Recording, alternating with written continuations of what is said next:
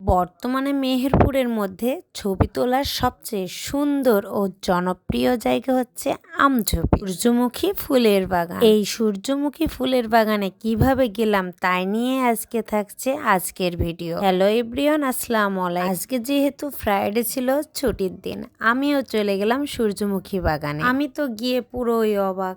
এই যে দেখুন কত মানুষের ভিড়, কতগুলো মোটরসাইকেল এসেছে। আপনারা হয়তোবা বুঝতেই পারছেন যে এক এক মোটরসাইকেলে হয়তোবা 2-3 জনের বেশি তো আসবেই। এই মোটরসাইকেল দেখে আন্দাজ করতে পারছি যে ভিতরে কি অবস্থা। এরপর আমি কিন্তু চলে যাচ্ছিলাম এই যে বিএডিসি ফার্মের ভিতরে। ফার্মের বাইরে কিন্তু কিছু কিছু জায়গায় এই যে খাবার দোকানগুলো ছিল, এখানে ঝালমুড়ি, এদিকে ছিল ফুচকা। আমি যে বিএডিসি ফার্মের ভিতরে ঢুকবো, এই যে দেখুন এখানে কিন্তু লাইন পড়ে গেছে। শুক্রবার হওয়ার কারণে কিন্তু আজকে প্রচুর দর্শনার্থীর ঢল ছিল। এই যে দেখুন আমি কিন্তু চলে এসেছি সূর্যমুখীর রাজ্যে। এসেও কিন্তু বাইরে গেটে বেশ কিছুক্ষণ আমি কিন্তু দাঁড়িয়েছিলাম। ফাইনালি আমি কিন্তু চলে এসেছি। এই যে সূর্যমুখী ফুল কিন্তু দেখতে অসাধারণ লাগছিল। এই বছরে কিন্তু অনেক সূর্যমুখী ফুল লাগিয়েছে এনারা। হঠাৎ করেই আমি দেখতে পাই 2টা সূর্যমুখী। এই যে দেখুন জুমকা সূর্যমুখী, একটা গাছ 2টা ফুল। দেখতে কিন্তু অসাধারণ লাগছে। আমার ভিডিওটি এই পর্যন্ত।